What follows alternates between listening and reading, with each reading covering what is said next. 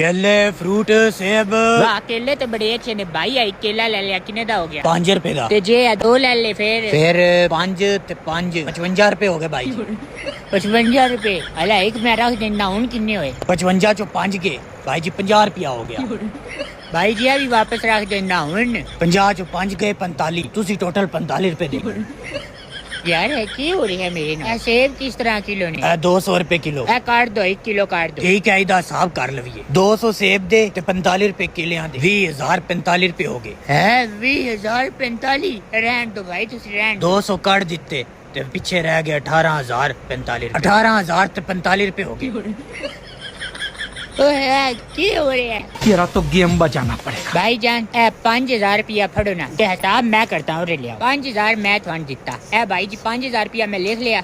लो 5,000 रुपया होर लवो। 5,000 होर लिख लिया। हुन वेख लो 500 लाख 5,000 रुपया मैं थान दे दिता। हुन 19,045 रुपये इहदे विचों कट के बकाया जेड़ा है ना ओ मैं दे।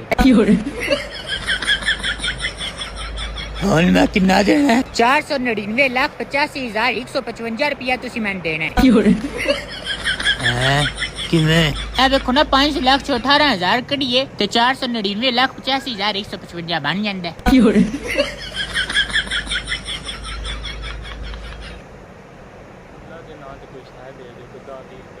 कोई मसला ही नहीं। अल्लाह दे नाम ते मैं कुछ शायद दे देना। अल्लाह 10 रुपए ले ले।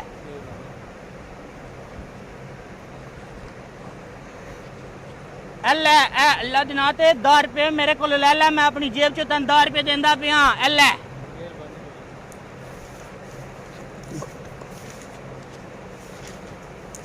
10 रुपए।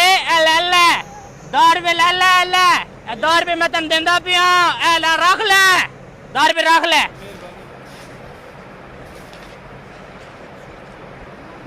जान यार 10 रुपए तेनू देने मैं अपनी जेब चो देंदा भी। 10 रुपए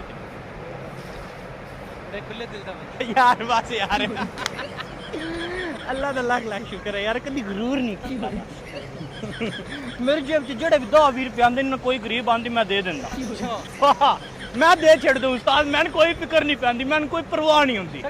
सही बंदा मैं नहीं वेखदा ऐशा। यार भाईजान मुझे लगता है ये प्लेट नहीं धोई हुई। प्यो दादा 6-6 महीने मुंह ना धोंदे ते पुत्र आदा प्लेट नहीं धोई हुई। ब्रदर सॉस देना। सॉस के बिना ये खाया नहीं जा रहा। सॉस प्यो दादा हुण तक सुखियां रोटियां चबदा रहा ते पुत्र आदा सॉस के बिना खाया नहीं जा रहा। भाईजान टिशू ला दे। मैंने हाथ साफ करने हैं। टिशू प्यो दादा हुण तक कमीज दा पल्ला पुठा करके नक पूछदे रहे ने ते पुत्र आदा टिशू ला दे। यार मेरी तो बस हो गई है। मैं ज्यादा नहीं खा सकता। मुझे तो फूड पॉइजनिंग हो जाएगी। पॉइजनिंग? प्यो दादे वाशरूम चो निकल के कदी हाथ ना धोते रोटी खा लेंदे आन तो पुत्र आदा पॉइजनिंग हो जाएगी। प्यो दादा हुण तक मंगतियां को 7 रंगा सालन खो के खा जांदा ही ते पुत्र आदा मुझे फूड पॉइजनिंग हो जाएगी। प्यो दादा 6 महीने बाद भी कुर्बानी वाला गोश्त खा लेंदे हैं तो पुत्र आदा फूड पॉइजनिंग हो जाएगी।